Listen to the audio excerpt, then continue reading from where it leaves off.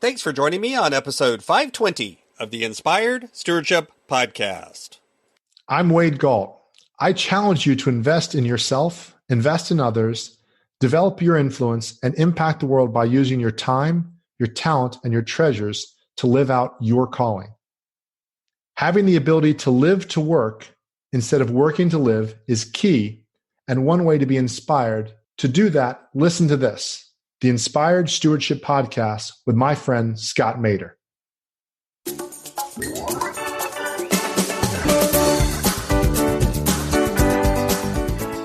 But to do that, you've got to find those things that you are good at, that you are uniquely made to do.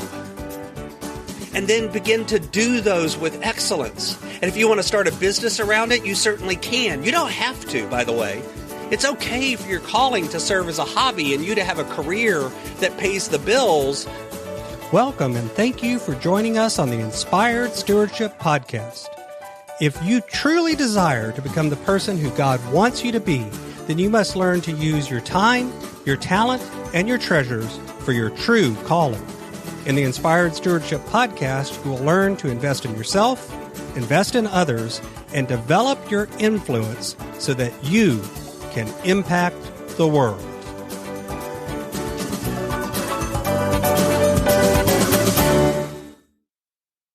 In today's episode about investing in yourself through stewarding your talent, I talk with you about why we often confuse our passion with our calling, how you can have your passion and your work and how both can be worship, and how to recognize the sacred versus the soul-filling when it comes to your passion and your work.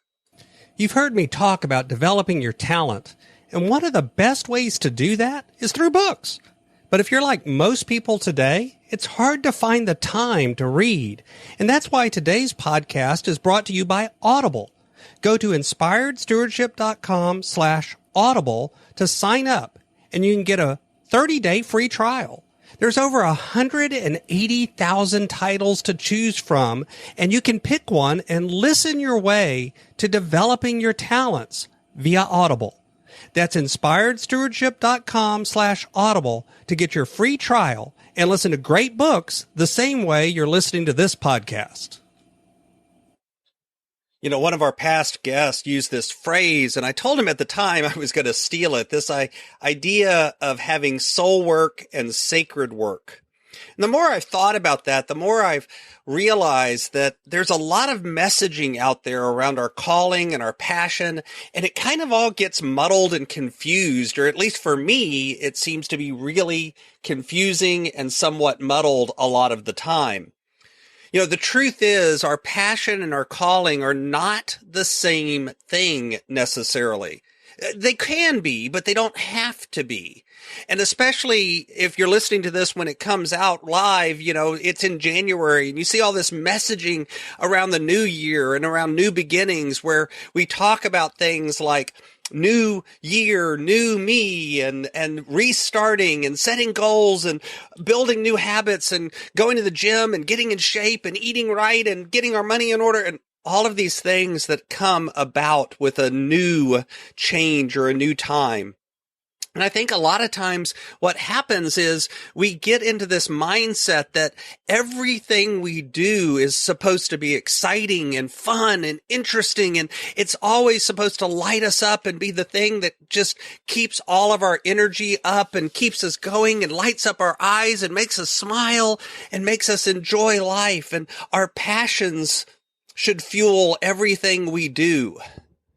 But, you know, the truth is, if you look at the messaging around our calling, if you think about what the Bible and what other various folks have talked about when we talk about calling comes from outside, not inside.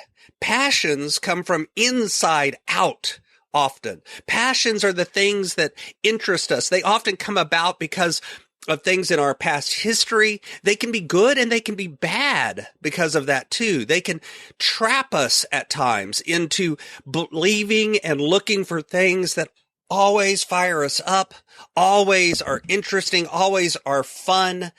You know, oftentimes we can be selfish, not in a good way, but in a negative way, where we're looking for only what's in it for me.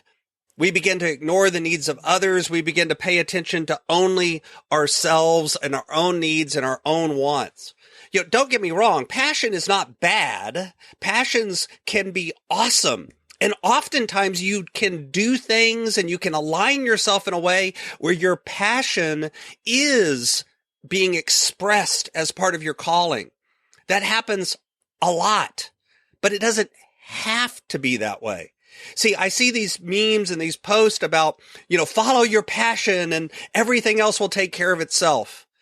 But that's not necessarily true. I think sometimes when we try to force it, we try to do the things that we think are right, that we think are the best, that we think we're supposed to be doing. We try to force out into the world our desires. That gets pushed back at us at times. It's not true that if you just follow your passion, automatically everything will come your way. Instead, I also look for your calling. And the calling, remember, comes outside of you. It comes from outside in. It comes from looking around you, looking for the needs of others, looking for the ways that things that you can do serve the larger world, looking for ways that what you do intersects with the rest of the world and builds a better place. I talk all the time about our calling is often our place of putting one brick into the road towards building a better world. It really doesn't matter if you put in 100 bricks, 1,000 bricks, or just one. Sometimes I feel like all I get to do is lay the sand below the bricks, but that's important too. It's okay to be doing something small or big. It's okay as long as you're moving in that direction.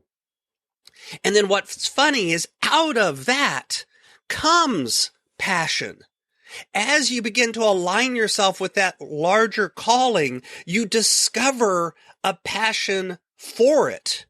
Instead of looking first at only what you're passionate about, looking only inside yourself, what I'm suggesting is you open yourself up to looking out into the world and hearing the message that God and the world is sending you, that this is a need and it's one you not only can fill, but you are uniquely designed to fill in a way that no one else does.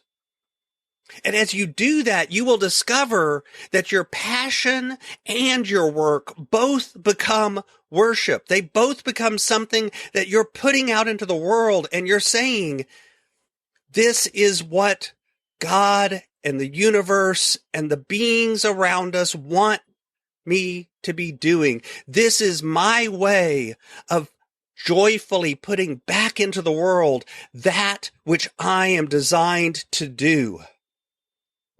It becomes a form of worship. It becomes a way of sending the message out to whatever power you believe in, that I recognize that it's not all about me. I recognize that there is a larger need. There is a larger community. There is a bigger world than me. The center of the earth does not run through my head, but instead, my job is to serve others and do and put out into the world love and care and kindness and support and work and effort and joy. And what's funny is then your passion will really ignite, and you may even discover a new passion, one you didn't even know you had. You suddenly discover that things connect and follow in a way that you didn't believe before. Now, I think it's important to also say that that doesn't mean everything about everything you do in work is going to be fun. It doesn't mean that everything you do in your day is always going to ignite your passion and your joy and just light up your eyes. There's still going to be things that you do and have to do that just aren't fun, that you don't enjoy. But those things are still sacred work. They're still things that we lift up as a form of worship. And what causes that is our attitude about it. Are you doing those things begrudgingly because you feel like you're being forced to do them? I've got to do this. I hate every minute of it. If that's true, find a way to outsource that. Find a way to find someone where that is their passion and their joy and give them an opportunity to do that. But to do that, you've got to find those things that you are good at, that you are uniquely made to do. And then begin to do those with excellence. And if you want to start a business around it, you certainly can. You don't have to, by the way. It's okay for your calling to serve as a hobby and you to have a career that pays the bills that has nothing to do with your actual calling. There's nothing wrong with that. I actually know people who do that and are quite fine and happy and joyful about it. But if you have that calling to start a business around it, I can almost guarantee you that that can happen. And I can work to help you do that. That's one of the things that I do as a coach. But I encourage you to identify your calling first, and out of that will come your passion. And then you begin to do the soul-filling work that you are designed to do, and even the work that you don't enjoy becomes sacred work because your joy lifts it up as worship. Thanks for listening.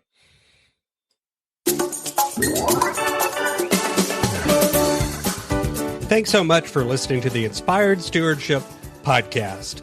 As a subscriber and listener, we challenge you to not just sit back and passively listen, but act on what you've heard and find a way to live your calling. If you like this episode on the stewardship of talent, you can go over to inspiredstewardship.com/talent and sign up for our 5-week series on the stewardship of talent. Or if you're in the U.S., you can text 44222 talent tips. That's talent tips to 44222 and get those tips. Until next time, invest your time, your talent, and your treasures. Develop your influence and impact the world.